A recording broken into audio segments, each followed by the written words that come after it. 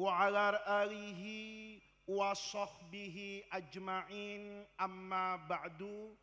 Segenap para alim ulama yang saya muliakan, para kiai, para guru, para tokoh masyarakat, keluarga besar Pondok Pesantren Al-Bayan, pengasuh, pembina yayasan, ketua yayasan, beserta ahlul bait dan zuriyah para muassis yang saya hormati, pejabat-pejabat pemerintah yang hadir pada malam hari ini, Bapak Ibu, hadirin hadirat sekalian yang saya muliakan. Saya setiap datang ke pesantren itu selalu kagum dengan guru-guru kita itu yang mampu menanamkan ajaran yang memadukan antara syariat, tradisi, dan kreasi. Malam ini contohnya, kita itu mengadakan acara haul. Haul kayak begini, ini cuma ada di Indonesia. Kalau Bapak Ibu melihat negara Muslim dari Maroko yang berbatasan dengan Samudra Atlantik sampai Merauke di Papua yang berbatasan dengan Samudra Pasifik, hampir separuh garis pantai dunia itu isinya orang Islam. Itu sepanjang dari ujung Atlantik di Maroko, Afrika Utara, sampai Papua, itu di bagian negeri kita, Asia Tenggara, itu tradisi haul itu cuma ada di Indonesia. Orang mendoakan orang mati, itu di mana-mana ada. Anak mendoakan ayahnya, cucu mendoakan kakeknya, santri mendoakan kiainya, itu di mana-mana ada. Tapi dalam bentuk seperti ini cuma ada di Indonesia loh. Orang dikumpulin ramai-ramai, dipasangin podium, dipasangin mimbar, dikasih suguhan, kiainya diamplopin. Ya. Ini penting, ini saya sebut di belakang nih, takut lupa nanti ini. Itu cuma ada di Indonesia. Di negara lain itu tidak ada. Saya kadang-kadang kalau sedang menikmati acara seperti ini, saya ini hari-hari ini semuanya datang ke acara haul. Saya berdoa mudah-mudahan saya panjang umur ini. Kenapa? Ini tiap hari saya haul. Tadi pagi itu di Pemalang, Pak. Sekarang di sini. Besok haulnya Sayyid Muhammad Al-Maliki itu di pesantrennya Syekh Soleh Basalamah di Cadibarang, Brebes, itu judulnya haul. Haul yang menjadi tradisi Indonesia. Ini adalah kreativitas ajaran kiai khas Indonesia yang maknanya itu luar biasa. Nanti gampang, dengar ceramah saya itu gampang, depannya susah. Kiai kita ini Pak, bisa mematerialisasi sesuatu yang tidak berwujud secara nyata, itu diwujudkan dalam tradisi dan budaya. Contoh, haul ini sebetulnya kita sedang menjalankan syariatnya Nabi Muhammad.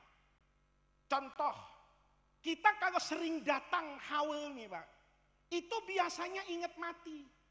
Ini satu contoh, malam hari ini kita melakukan haul doa untuk almarhumlah Kiai Haji Muhammad Suhud misalnya, itu yang ke-72. Berarti tahun depan kita akan datang ke sini, itu haul Kiai Suhud yang ke-70, syaratnya ibu masih hidup. Syaratnya bapak masih hidup. Kalau bapak mati, ya, bapak mau duluan dari saya, enggak apa-apa Pak. Ya, bapak mati ini misalnya, maka tahun depan itu haulnya Kiai Syuhud yang ke-73 dan haulnya bapak yang pertama. Bener enggak? Bener enggak? Kita ini Pak, kalau rajin datang haul, itu biasanya ingat mati. Ya Allah, kemarin masih sehat, sekarang ditahlilin. Kita yang nahlilin orang sekarang, itu bisa jadi besok malam, itu tahlilan untuk bapak ibu malam pertama. Bener enggak? Bener enggak? Siapa yang jamin? Saya tadi kesini Pak, itu agak-agak hampir mati Pak. Saya biasanya ke Majenang itu lewat Wangon Aji Barang Pak. Tadi Al-Mukarram Google itu ngajak saya lewat gunung-gunung situ loh Pak. Masya Allah, saya takut itu keluarnya jangan-jangan Israel bukan Majenang itu. Nggak ketemu orang, nggak ada lampu. Kata Google, Majenang itu dekat, tapi nggak sampai-sampai. Saya tadi bilang, Masya Allah, ini kalau ditanjakan yang curam, terus macan keluar, ya sekeluarga aja Pak rombongannya itu. Saya bilang nggak datang saya ke acara haul di sini, jangan-jangan besok malam itu haul untuk saya, tahlilan untuk saya malam pertama. Jadi sebetulnya nih Pak, acara haul itu sebetulnya dalilnya ada, ajaran nabinya ada. Kan sekarang di kota besar, mudah-mudahan di Majenang nggak ada. Itu ada Islam baru Pak, namanya Islam Protestan. Bapak pernah dengar Islam Protestan? Itu orang Islam suka protes. Ada orang tahlilan protes, mana dalilnya? Ada orang maulid protes, ini mana dalilnya? Mana contohnya dari Rasulullah? Itu kalau ada di Majenang, mohon maaf tuh Dukcapil, KTP-nya tambahin Pak, agama Islam Protestan. Kenapa? Suka protes sama amaliyahnya orang Islam. Padahal haul ini Bu, ajaran Nabi bilang, kamu kalau mau jadi orang baik, aktsiru dzikra hadzimil ladzat. Banyak-banyak mengingat sesuatu, sesuatu itu kalau kamu ingat, kamu jadi ndak enak hidupmu. Apa itu? Mati. Coba ibu-ibu nih, kalau malaikat WhatsApp ibu, Bu, besok subuh mati, malam ini bisa tidur Bu? Bu, malam ini bisa tidur? Ndak bisa. Bapak kalau tahu 2 hari lagi mati, yakin wirid. Karena nggak tahu kapan mati kan, akhirnya ndak wirid, wiridin janda, iya kan? Kenapa? Karena ndak ingat mati. Maka hadis itu Pak, bunyinya aktsiru dzikra hadzimil ladzat. Orang disuruh banyak ingat mati. Lihat nih. Nanti sama ulama kita, hadis yang bunyinya kayak begitu, ndak ada bentuk nyatanya, itu dimaterialkan. Dimaterialkan itu dibuat bentuk nyata. Ini kalau ngaji gini agak-agak sulit dipahami. Bu, pernah muda? Bu, masih muda apa pernah muda? Bu, dulu waktu masih muda, itu ibu sering dikirimin bunga sama laki-laki. Kalau ada orang laki nih, saya sama istri saya dulu, belum jadi istri saya, itu saya kirimin bunga mawar. Perempuan kalau dikirimin bunga mawar, paham. Walaupun tanpa kata-kata, seolah-olah bunga itu mengatakan, aku cinta padamu. Kadang-kadang kita kan ngomong aku cinta padamu tuh enggak kuat Pak. Bisa jadi tidak kuat karena nggak kuat modalnya, bisa jadi karena ini anaknya orang kaya, bisa jadi karena terlalu cantik. Tapi untuk menyatakan saya cinta, yang saya cinta, perasaan cinta itu abstrak di dalam hati, itu diwujudkan sama yang namanya bunga mawar. Ibu dikirimin sama laki-laki bunga mawar, itu artinya cinta yang tidak terlihat dicoba diwujudkan dalam bentuk bunga mawar. Tapi kalau ibu dulu dikirimin sama laki-laki bunga Kamboja, ibu tahu pohon Kamboja nggak, Bu? Bu tahu, Bu? Di kuburan, ya, tahu-tahu ada laki-laki, Bu, ngirimin ibu bunga Kamboja. Itu tandanya ini laki-laki sakit hati. Kalau kau tak bisa kumiliki, mendingan kau mati sekarang daripada kau dimiliki oleh orang lain. Maka bunga Kamboja itu menjadi wujud nyata dari kebencian seorang laki-laki kepada perempuan. Lihat nih, Pak. Sebetulnya orang-orang tua kita di Indonesia ketika bikin tradisi kayak haul, itu sebetulnya materialisasi dari ajaran agama. Ajaran agama yang berbentuk Quran, yang berbentuk hadis, itu kadang-kadang sulit dipahami, sulit diamalkan, tetapi kalau diwujudkan dalam bentuk tertentu, orang menjadi mudah untuk memahaminya. Ini satu contoh, ini belum ngaji, Bu. Contoh-contoh dulu biar gampang mahamnya. Anak saya punya anak yang nomor 2. Itu suka sekali dengan sejarah. Jadi kalau liburan itu sukanya pergi ke tempat-tempat bersejarah. Kayak ke Borobudur misalnya, atau ke Mojokerto, Trowulan yang ada di Jawa Timur, bekas kerajaan Majapahit. Kalau punya duit saya ajak lihat piramid di Mesir misalnya. Ini tempat bersejarah. Anak saya suka banget. Saya sama anak saya, kalau datang ke tempat bersejarah, itu mesti bayar orang di tempat para wisata itu namanya guide. Guide itu orang yang ngerti Borobudur ini dibangun tahun berapa. Kalau saya kan tidak sempat ngitung cungkupnya Borobudur. Ya, Bapak Ibu juga yang pernah umroh, Bapak pernah umroh, Pak?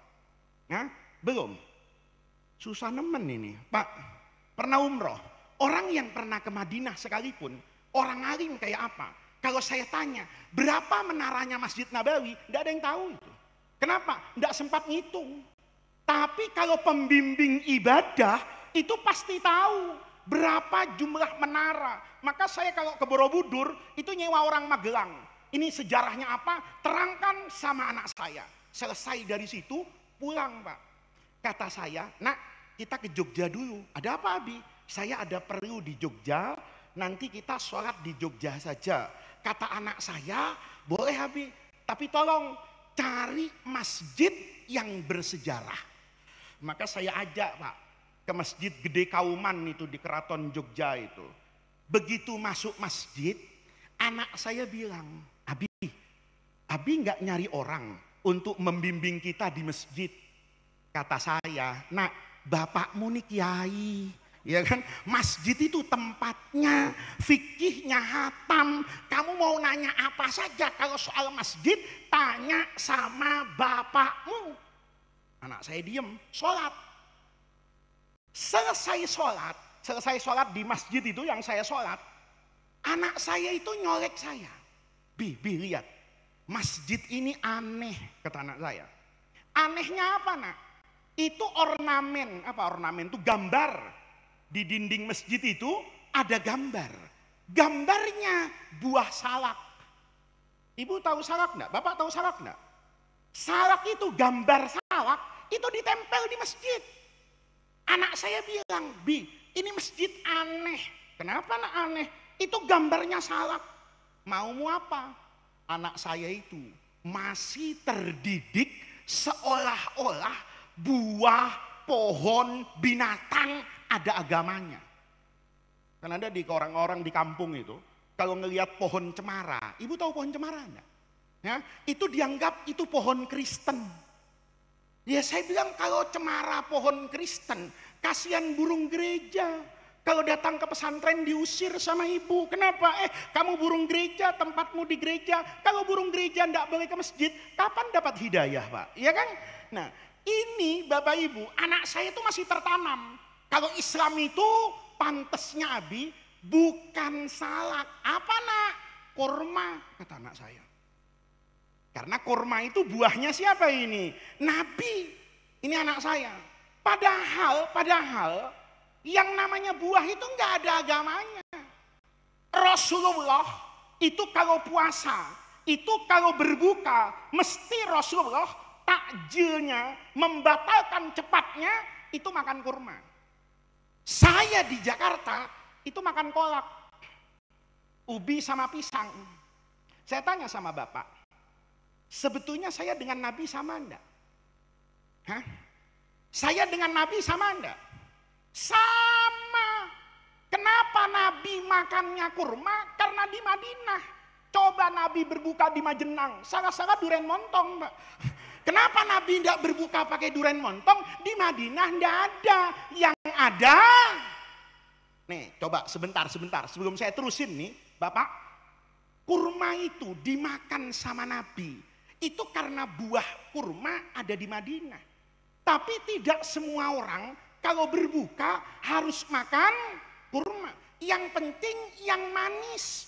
Mau kelengkeng boleh, mau kolak, mau pisang boleh. Kenapa? Karena yang diperintahkan tuh yang manis. Ini contoh. Ibu tahu siwak enggak, Bu? Bapak tahu siwak enggak? Apa siwak itu? Itu di zaman Nabi dipakai untuk membersihkan mulut. Ya. Saya mau tanya sama Bapak, Nabi dulu kalau subuh itu bersih-bersih mulutnya pakai siwak. Bapak pakai apa? Pakai apa? Nih Bu, ngajinya pelan-pelan Bu. Ada 2 orang malam-malam kayak begini nih, makan jengkol sama pete sepiring. Ya, petenya mentah, jengkolnya mentah. Dimakan. Habis makan pete sama jengkol, itu tidur. Mulutnya mingkem tertutup dari jam 10 malam sampai adzan subuh jam 4. Nih, mulutnya habis makan pete, jengkol, itu ditutup, mingkem, tidur, 6 jam bangun. Mulutnya terbuka, itu kucing lewat di depannya pingsan. Kenapa? Baunya innalillahi wa inna ilaihi. Oke, lihat Bu. 2 orang ini yang mulutnya bau jengkol dan pete, yang satu ngambil siwak. Ini siwak asli dari Madinah, turunannya siwaknya Rasulullah nih. Satu pohon, satu tanah, dia siwakan. Yang satu enggak, ngambil sikat gigi. Sikat giginya yang mahal, mereknya Oral-B, harganya 200.000. Kalau bapak sama ibu itu biasanya sikat giginya merek Formula. Ya, itu di Alfamart 15.000 dapat 4 ya. Itu nanti kalau dipakai gosok gigi 3 hari itu bulunya kayak orang tahlilan Bu. Goyang kanan dan goyang apa ini? Kiri. Saya ambil nih sikat gigi yang mahal, pakai pasta gigi. Ini sikat gigi, pasta gigi buatannya orang kafir, buatannya Unilever itu. Saya pakai ini gosok gigi nih. Saya mau tanya, di antara 2 orang ini, yang pakai siwak dan yang pakai sikat gigi, sebetulnya siapa yang mirip Nabi? Yang sikat gigi apa yang siwak? Yang sikat gigi apa yang siwak? Yakin? Sebentar Pak. Nabi dulu dari Madinah ke Mekah haji, itu Nabi naik unta. Bapak sekarang dari Madinah ke Mekah haji naik apa?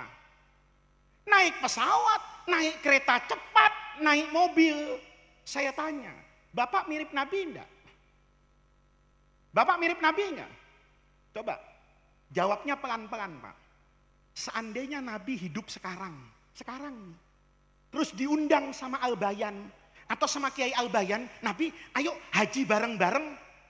Kira-kira kalau Sayyidina Umar hidup sekarang, terus Nabi ngomong, Umar, saya mau ke Mekah. Kira-kira sama Sayyidina Umar dibawakan unta apa dibawakan Innova? Nih, Sayyidina Umarnya hidup sekarang nih, sekarang. Nabi mau umroh, kira-kira sama Sayyidina Umar diajak naik unta apa naik Innova? Kenapa? Kenapa? Lebih enak. Coba Bapak dari Majenang ke Mekah naik unta. Itu Dajjal turun ke dunia baru nyampe. Ya kan? Lihat nih. Rasulullah itu naik unta bukan karena untanya. Karena unta itu kendaraan terbaik di masa Rasulullah. Maka siwak itu alat yang jadi ibadah kebersihan mulut. Semakin bersih mulutnya, maka Bapak semakin taat sama Rasulullah. Adapun siwak dengan sikat gigi itu cuma sebatas alat. Kata santri, itu sebatas wasilah. Maka anak saya itu enggak tahu, Pak. Enggak, di kepalanya itu kata orang Jawa orang mudeng. Yang dia pikirkan kalau masjid pantasnya kurma atau paling enggak zanzabil atau anggur yang ada di Quran. Ini kok bisa masjid ada gambar salaknya? Saya ditanya gitu enggak bisa jawab. Enggak tahu nak ya, kenapa gambarnya salak? Kata anak saya, Abi, saya kan udah bilang kalau ke tempat orang lain ajak yang ngerti. Abi enggak ngerti, kata saya. Saya pikir-pikir benar juga ya. Kenapa ini gambarnya salah? Kebetulan di situ ada orang Jogja pakai belangkon, pakai baju lurik gitu, beskap, kemudian pakai sarung batik. Masih muda, saya tanya, Pak, Bapak pengurus masjid di sini? Oh enggak Pak, katanya. Saya tanya Pak, boleh enggak? Oh monggo, katanya. Mau tanya apa Pak? Ini kenapa di masjid ini gambarnya salah? Orang itu jawab, ini gambar salak Pak, karena ada hadisnya. Saya dengar orang tadi bilang, ada hadis salak, itu saya diem. Karena saya sebagai kiai, ngaji kemana-mana, nggak ada hadis salak itu nggak ada. Karena Rasulullah nggak pernah ke Magelang. Ya, kalau Nabi pernah ke Magelang, ngelihat salak Pondoh. Kalau Nabi pernah ke Bali, ngelihat salak Bali. Tapi Nabi nggak pernah. Kok bisa ada hadis berkaitan dengan salak? Saya bilang, Mas yang bener. Beneran Pak, ada hadisnya ini. Saya tanya, hadis apa? Dia jawab, begini Pak. Tempat yang Bapak sholat tadi dengan anaknya itu di masa Kesultanan Mataram dulu, itu tempat kiai ngajar. Kata saya, mau tempat kiai ngajar kayak kiai tidur, apa urusannya sama gambar salak ini? Kata orang tadi, apa Bapak enggak tahu? Dia enggak tahu kalau saya kiai. Gitu. Kata dia, apa Bapak enggak tahu?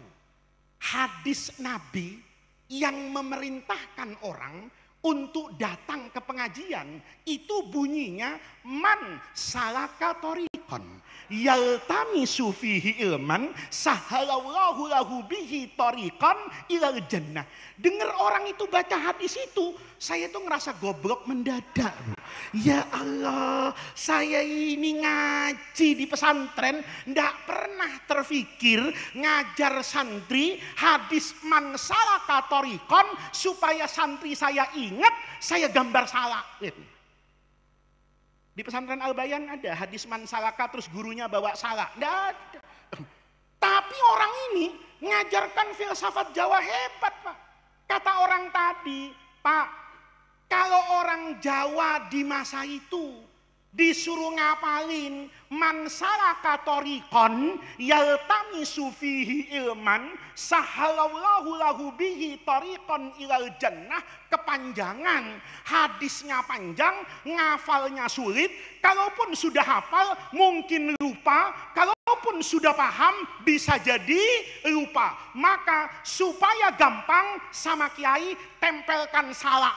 Asal lihat salak, ingat man salaka thoriqan. Masya Allah. Paham Bapak? Itu namanya materialisasi. Orang ngelihat salah ingat hadis, kan lebih bagus daripada Bapak lihat salah ingat harganya. Betul kan? Betul nggak?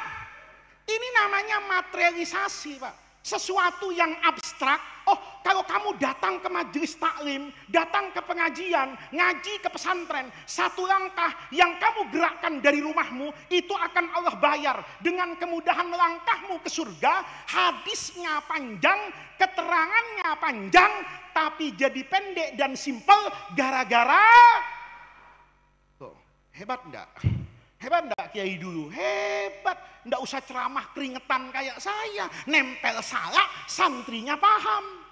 Saya ceramah berjam-jam, pulang ditanya sama istrinya, ngaji apa Pak? Banyak. Saya lihat kayak gitu, Bu. Hebat betul ini, jalan sama anak saya. Kan sudah selesai sholat. Begitu mau pulang, di pintu masjid, di selasarnya, anak saya narik tangan saya. Abi, berhenti dulu. Ada apa nak? Lihat, gambarnya aneh Bu. Gak aneh Bi di situ. Saya lihat, gambarnya itu kue wajik Pak. Ibu tahu wajik nggak? Yang manis itu loh. Yang bentuknya itu kayak ketupat segitiga, ya dibungkus pakai apa daun dari pohon aren itu. Itu kuenya orang Jawa, manis banget. Itu di pintunya, di selasar itu, di bagian luar masjid, itu gambarnya semuanya wajib. Anak saya bilang, aneh. Tadi salah, sekarang wajib. Kata saya, maumu apa nak? Ya paling enggak lah Bi, yang ada di Quran lah, aruman kek, delima kek apa, madu kek. Ini kenapa gambarnya wajib? Wajib itu makanan Jawa, di Arab enggak ada wajib. Saya tanya sama orang ini, kan masih ada. Mas, mohon maaf mas. Tadi kan salah itu ada hadisnya. Ini kenapa gambarnya wajib? Jawab dia, ini ada ayatnya Pak. Dengar ada ayatnya, saya merasa tambah goblok. Kenapa? Kalau hadis bisa jadi saya tahu, ada orang lain yang enggak tahu. Karena hadis itu kan tidak dikumpulkan dalam satu kitab. Tapi orang Islam, apalagi kiai, apalagi orang hafal Quran, itu pasti hafal dari Al-Fatihah, Al-Baqarah sampai An-Nas, ayatnya terbatas 6.236 ayat, dibagi menjadi 114 surah, membentuk 30 juz Al-Quran, itu tidak akan lebih, tidak akan kurang, pasti orang yang hafal tahu.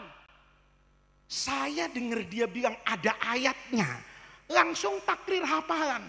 Apa ada ayat wajib gitu saya. Orang tadi bilang gini, ada Pak. Tempat ini, dia tunjuk tempat ini, yang Bapak lewat ini, yang ada gambar wajibnya. Itu zaman Kesultanan Mataram. Itu tempat para hakim mengadili perkara.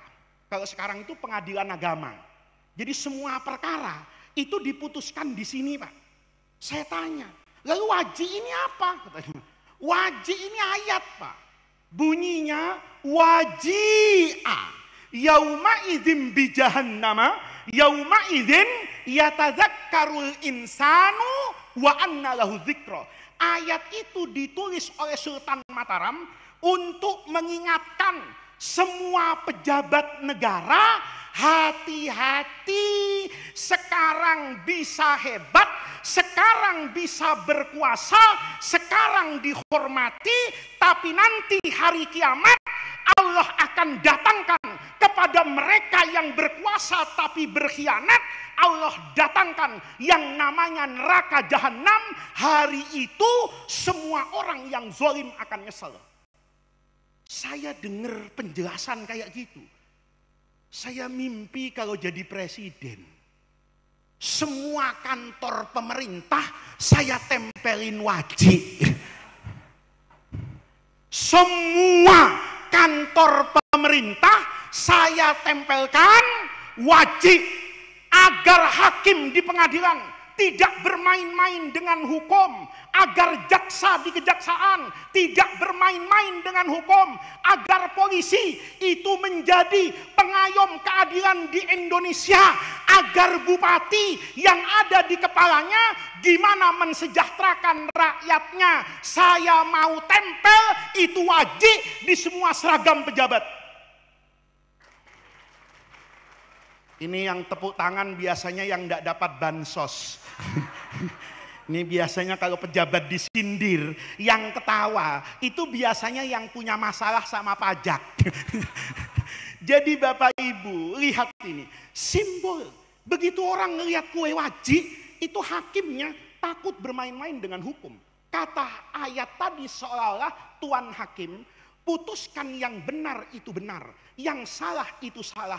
Kalau kamu hari ini bermain-main dengan kekuasaanmu, yang salah kau benarkan dan yang benar kau salahkan, ingat nanti pada hari kiamat kau akan menyesal saat kau ada di depan neraka jahanam. Masya Allah, hebat nggak kiai begitu tuh? Hebat. Saya keluar dari masjid, Pak. Nggak usah saya ceritakan semuanya. Kalau semasjid Jogja saya ceritakan filosofinya, sampai subuh kita ngaji ini ya. Langsung ke pintu keluar, begitu pintu keluar, anak saya bilang, "Bi, lihat depan masjid ini orang-orang nanam pohon sawo." Ibu tahu sawo enggak, Bu? Yang coklat itu manis, itu pohonnya baris depan masjid. Saya tanya sama orang ini, "Pak, ini kenapa yang ditanam kok pohon sawo?" Orang itu jawab, Bapak tahu enggak, kalau masuk ke masjid, pekerjaan apa yang paling afdol dilakukan di dalam masjid? Saya jawab, sholat berjamaah. Kan kita kalau datang ke masjid, yang paling bagus masjid itu dipakai untuk sholat jamaah. Kata orang tadi, sholat jamaah yang paling sempurna yang gimana, Pak? Saya jawab, yang barisannya lurus. Yang barisan lurus itu, kata orang Jogja tadi, itu imam, Pak. Kalau mau mimpin sholat berjamaah, itu biasanya ngomong, luruskan softnya. Bahasa Arabnya, sawu sufufakum fa inna tasfiyatas sufuf min tamamis shalah. Sawu, luruskan, supaya ingat perintah imam sebelum masuk masjid ditanam pohon. Coba lihat, ya. Begitu dia lihat sawu, masya Allah, sawu lurus, masuk masjid langsung lurus. Itu namanya materialisasi ajaran agama. Kalau diajarkan lurus, karena tidak ngelihat bentuknya sebagai barang, cepat lupa. Tapi begitu ngelihat sawu, ingat sawu. Sawu itu apa? Luruskan soft. Maka coba Bapak, tradisi Indonesia itu luar biasa. Masjid tua, Pak. Bapak kalau lihat masjid di Jawa, itu kanan kirinya mesti ada kuburan. Kalau masjid lama, depannya kuburan, sebelah kanannya kuburan, sebelah kirinya kuburan, depannya kuburan. Saya dulu tanya sama ayah saya, kenapa masjid Jawa ini, bahkan di Sumatera, di Nusantara, masjid tua, itu selalu dikelilingi oleh kuburan? Kata bapak saya, karena dulu nak, orang itu rajin ke masjid. Setiap 5 waktu sholat berjamaah di masjid. Bayangin, kalau mau masuk masjid lihat kuburan, sholatnya khusyuk nggak? Sholatnya khusyuk nggak? Khusyuk. Kenapa? Ya Allah, kuburan, nanti cepat atau lambat saya masuk ke sini, sholatnya khusyuk. Sholat saya sekarang nggak khusyuk. Karena masjid di Jakarta itu depannya biasanya tempat makan. Hebatnya lagi tukang sate sudah tahu komat dikipas-kipas satenya. Saya mau mimpin sholat, begitu sawu-sawu tadi itu, Allahu Akbar, itu asapnya lewat hidung saya. Saya walaupun imam, walaupun kiai, kepikiran, ini sate kambing apa sate ayam ya, kata saya. Ini sate ayam Madura apa Ponorogo ya? Ini sate kambing Tegal apa Brebes ya? Coba lihat, itu bijaksananya orang tua kita. Masuk untuk menghusukkan sholat, taruh kuburan. Keluar dari masjid, yang dilihat kuburan. Maka suami ibu dulu dari masjid itu mesti langsung pulang. Tapi suami akhir zaman sekarang itu pulang dari masjid masih gelap. Karena nggak lihat lagi kuburan, lewat di kampung ada warung janda buka. Pak Haji mau kemana? Pulang. Mampir Pak Haji, sepi. Coba lihat. Ini kadang-kadang orang belok. Kenapa? Nggak lihat kuburan. Maka kuburan depan masjid itu semua sejatinya materialisme dari ajaran agama. Kalau mau tanya, Nabi ngerjain enggak? Dikerjakan, Pak. Bapak lihat, kalau yang ngaji di pesantren, kalau sholat istisqa, sholat minta apa? Sholat minta hujan. Itu imamnya. Ketika berkhutbah, itu disunnahkan. Sorban yang bagian bawah dinaikkan ke atas, yang atas turunkan ke bawah. Yang asalnya ada di kanan digerakkan ke kiri, yang asalnya di kiri digerakkan ke kanan. Itu ketiga nanya sama semua kiai, kiai, kenapa kalau sholat istisqa itu sorbannya harus ditukar-tukar?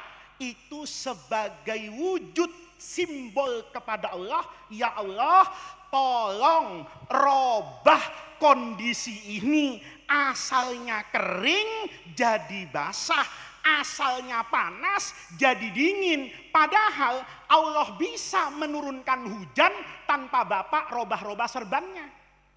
Buktinya kan banyak Bapak robah-robah serbannya, tapi istrinya nggak berubah kan, tetap itu-itu aja kan. Oh iya. Padahal asalnya istisqa, kalau ini dirobah, panas jadi hujan, kering jadi basah. Allah itu ngajarkan supaya orang ketika sholat itu ngelihat materialisasi. Oh iya ya, saya ini sholat sedang ingin dirobah kondisinya dari asalnya kering menjadi basah. Maka Bapak Ibu sekalian, haul ini sama dengan logika tadi. Semua pesan agama yang dahulu disampaikan oleh Allah di dalam Al-Quran, yang dulu disampaikan oleh Rasulullah di dalam hadis, itu sekarang dicoba dibuat satu tradisi, satu acara, satu kegiatan. Begitu ada kegiatan ini, Bapak jadi ingat sama perintah Nabi. Contoh nih, kalau tidak ada haul, kita mungkin lupa Pak untuk mendoakan orang yang sudah meninggal. Tadi Kiai Marsudi bilang, ayo hadirkan orang-orang tua kita. Kita ini gara-gara datang ke sini tadi, saya jadi ingat mbah saya jadi ingat buyut saya jadi ingat paman saya, yang boleh jadi seandainya tidak datang ke sini, saya tidak baca Fatihah. Maka acara seperti ini supaya kita memiliki sarana yang mengingatkan terhadap ajaran agama. Maka haul itu sejatinya ikut perintah Nabi, perintah untuk mengingat kematian dan perintah untuk tidak bosan-bosan berbuat baik kepada orang yang bahkan sudah tidak bersama dengan kita. Kita kirimi pahala doa, kita kirimi doa tahlil, kita kirimi sholawat, kita kirimi pahala bacaan Al-Quran. Itu semuanya diperintahkan oleh Rasulullah dalam bentuk hadis dan ayat Quran, kemudian dibuat oleh guru-guru kita tradisi seperti ini. Maka malam hari ini saya tidak berbicara lebih dari itu, kecuali mengingatkan pentingnya pendidikan di pesantren. Bisa dibayangkan Pak, Kiai tadi Kiai Muhammad Suhud ini ke-72, Ibu Nyai Hindun ke-65, dan semuanya. Ini karena tradisi dan pendidikan pesantren. Orang tuanya sudah meninggal, itu anaknya masih ingat sampai sekarang. Ini kan yang almarhum ini di kuburan, ini kan turah-turah pahala Pak. Saya di kota besar, itu kadang-kadang miris. Saya pernah punya pengalaman Pak. Diundang sama kolega saya orang kaya, temannya ayah saya. Kaya betul. Ayahnya meninggal. Meninggal ini di Jakarta, itu ada pemakaman mahal, Pak. Tanah makam keluarga, itu ada yang harganya 2 miliar. Ditaruh di atas bukit, ya, di Kerawang dengan di Tangerang, itu dari atas bukit, ya, itu pantai terlihat. Jadi kalau dipakai tahlilan enak, Pak. Rumputnya bagus, ada atapnya, kuburannya indah betul, harganya miliaran. Saya datang, mewakili ayah saya, kata keluarga, Gus, di belakang saja. Oh iya, enggak apa-apa. Nanti kata dia, yang ngurus jenazah ini semuanya anak-anaknya. Anak-anaknya hebat, Pak. Sekolah di Amerika, sekolah di Inggris, ya, luar biasa pendidikannya. Saya asalnya itu bangga, karena saya disuruh mundur, berarti yang mau nalkin anaknya.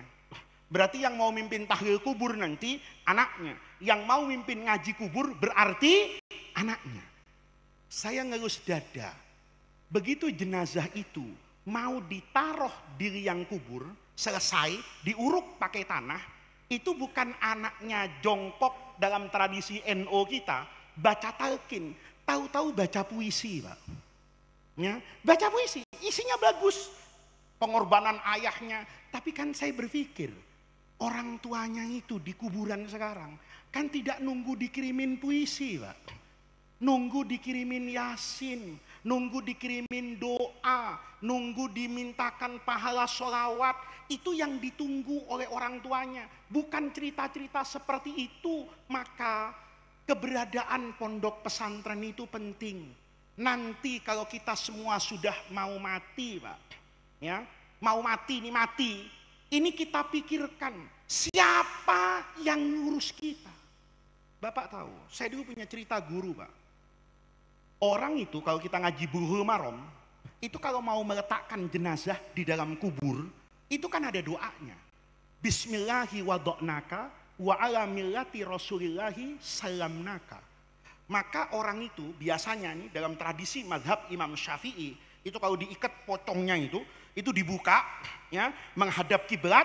Kemudian ketika mau diletakkan terakhir kali, itu yang meletakkan ngomong, ya Allah, Bismillahi, dengan nama Allah, wado'naka, kau saya letakkan di dalam bumi ini, wa ala millati Rasulillah, dan bersama agama Nabi, salamnaka, engkau saya serahkan kepada Allah. Itu sesuatu yang menentukan masa depan. Maka jangan sembarangan orang. Nanti mati terus pesan, nanti kuburin ya kakek saya. Mana yang nguburin itu dipaksa-paksa, ndak dikasih minum, salah-salah, kakek kita dilempar masuk kuburan itu. Kalau tidak dididik agama, kita bisa rugi, Pak. Dulu guru saya cerita, Pak. Dahsyatnya orang yang mendoakan orang yang masuk ke liang kubur. Saya punya guru dulu orang Suriah, Allahumma Profesor Muhammad Said Ramadan Buti. Beliau itu cerita di masjid dulu di Damaskus. Kata beliau gini, dulu di Syria ini ada orang paling nakalnya orang, bajingan di kampung, Pak. Bapak tahu artinya bajingan? Penjahat. Ini orang mati. Begitu mati, orang sekampung tuh tidak ada yang mau ngurusi.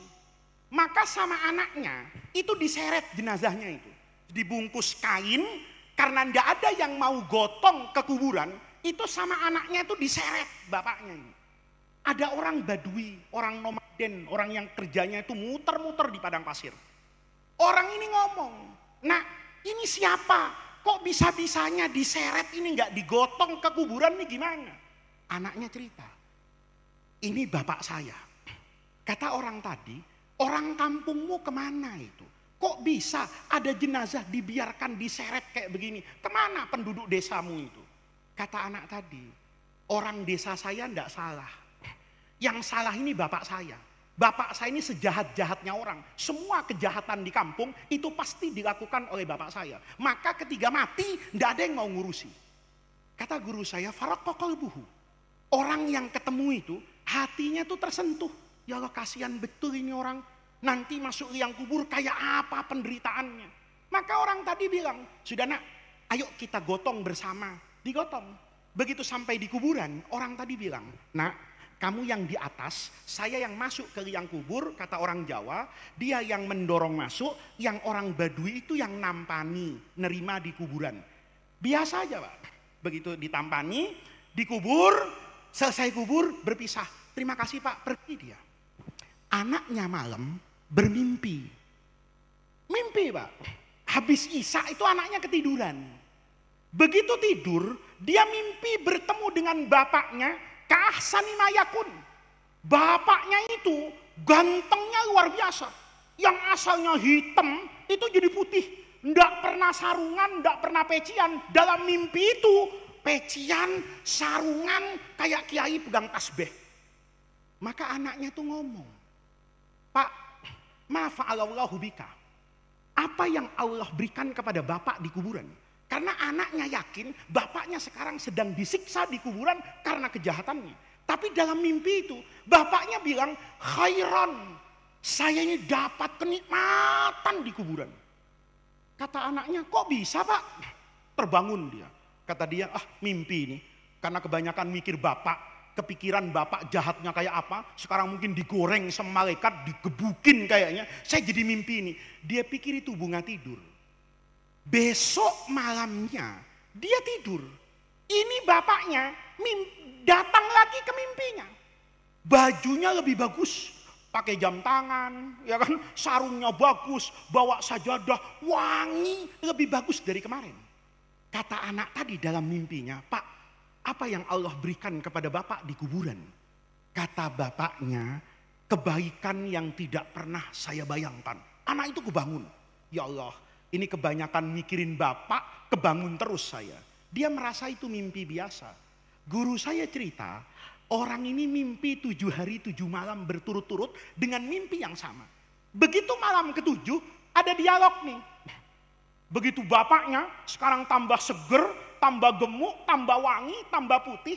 Anaknya ngomong, "Pak, apa yang Allah berikan kepada bapak di kuburan?"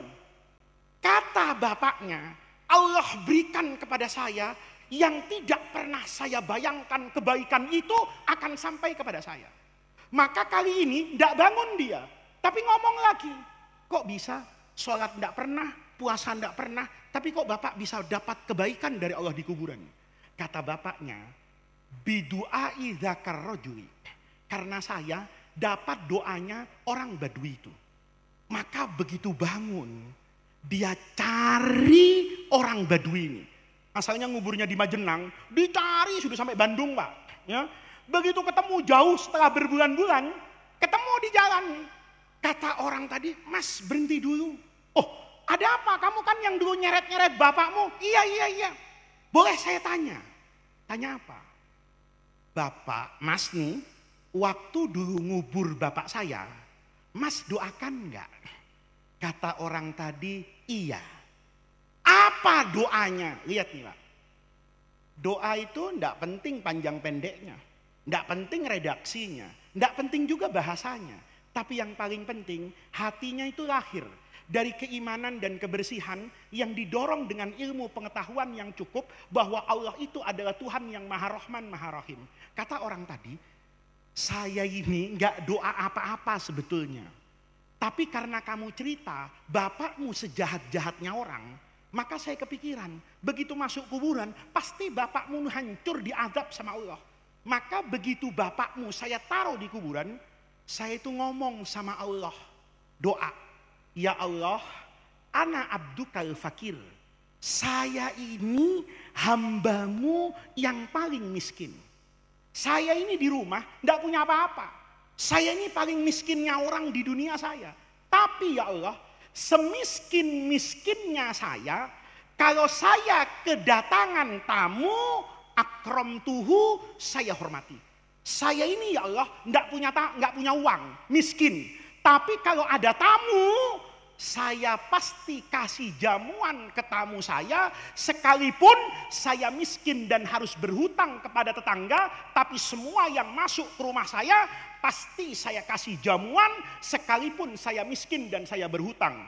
Kata orang tadi, "Ya Allah, kalau saya yang miskin bisa menghormati tamu, apalagi engkau yang maha kaya, jenazah ini tamumu, maka saya minta ya Allah, kalau saya dalam kemiskinan bisa menghormati tamu saya, apalagi engkau yang maha kaya lebih bisa untuk menghormati tamumu.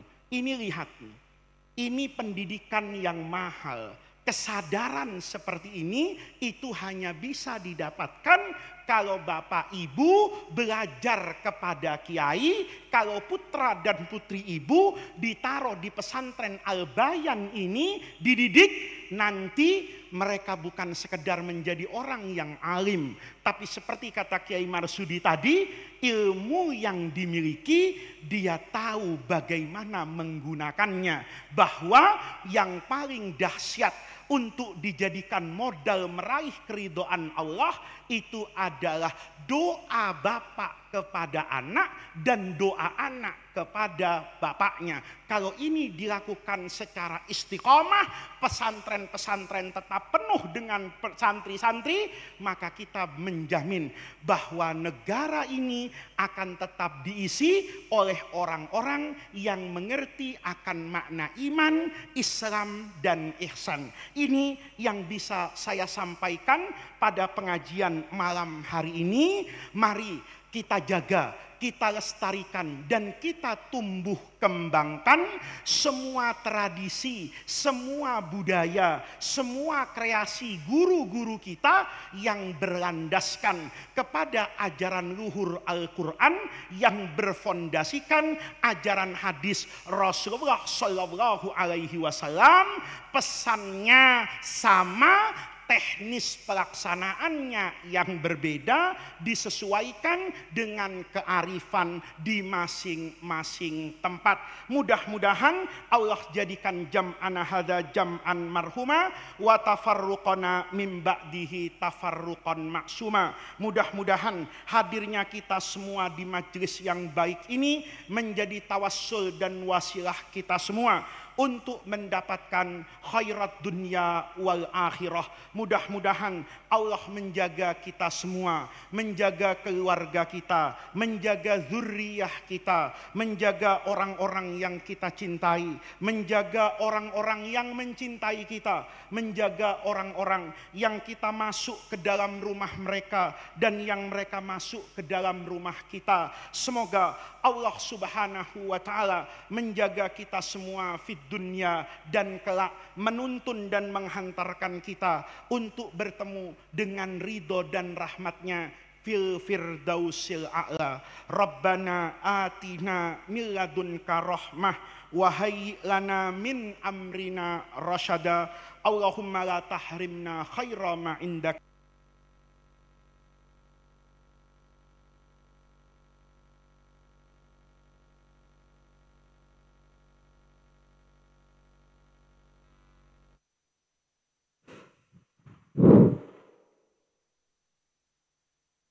Kepada beliau kami haturkan terima kasih.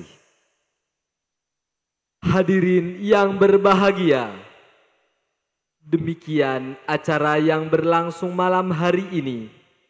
Kami ucapkan terima kasih atas segala perhatian dan mohon maaf atas segala kesalahan. Wallahu yaqdi bihibati wafirah li walakum fi darajatil akhirah. Wassalamualaikum warahmatullahi wabarakatuh.